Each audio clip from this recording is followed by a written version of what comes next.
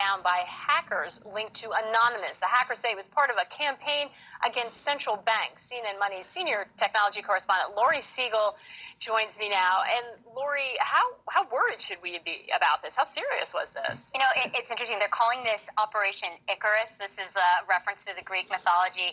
And they're saying that this is the operation to end all other operations. Now, bold words. You've got to remember with Anonymous and this kind of loose collective group of hackers that the bark is always louder than the bite. What they were able to do is essentially take down the website for a couple minutes. They use something called a denial of service attack. This is essentially pretty common, right? It's very common. It's overloading a website with traffic so much so that it goes offline.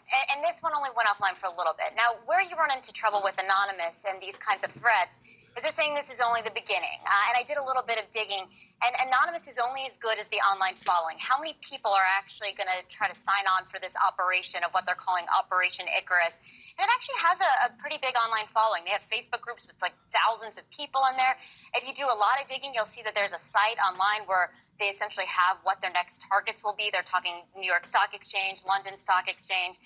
They have the websites of every regional Federal Reserve bank. But what can they really do, I think, is really the question. And really, they can take down the websites for a little bit of time.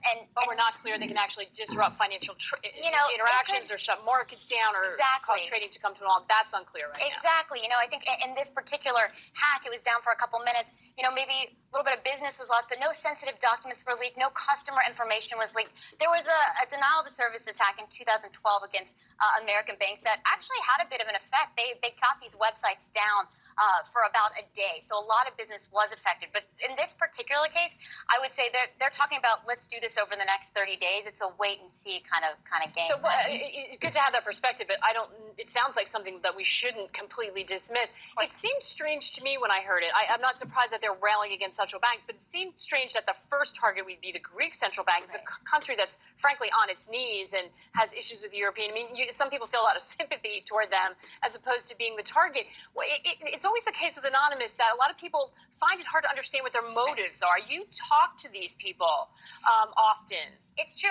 Anonymous is this very loose collective group of hackers. I always say this to people, anyone could be a member of Anonymous. Right. You can just claim you're a member of Anonymous. I am not. You are not, neither am I, right? But people all around the world can claim to be members of Anonymous, and they all kind of collectively gather for these operations and these web forums, and that's why their operations are so random, whether it's against Donald Trump or ISIS or a seems certain to be against authority, though. And it's interesting. I actually spoke to a member of Anonymous months ago, and I asked him, what does this group stand for? Listen to what he told me. Is there a unifying principle to Anonymous? This is Anonymous. A legion of people who wants freedom, not only in the internet, but also in the streets, in the real life. What do you say to the folks who say Anonymous breaks the law, and that's not okay? If it's freedom is breaking the law, there's something wrong with the law. It's this idea of hacktivism, right? If they see something, they want to take matters into their own hands. So, maybe they code or maybe they try to hack. And this can be, they aren't known as being sophisticated hackers, but they are known for when they come together for a certain cause, they can do some damage. It's always the worry with vigilante. You can believe in the cause, but you worry who are the decision makers, and it's not transparent enough. All right, we're going to watch.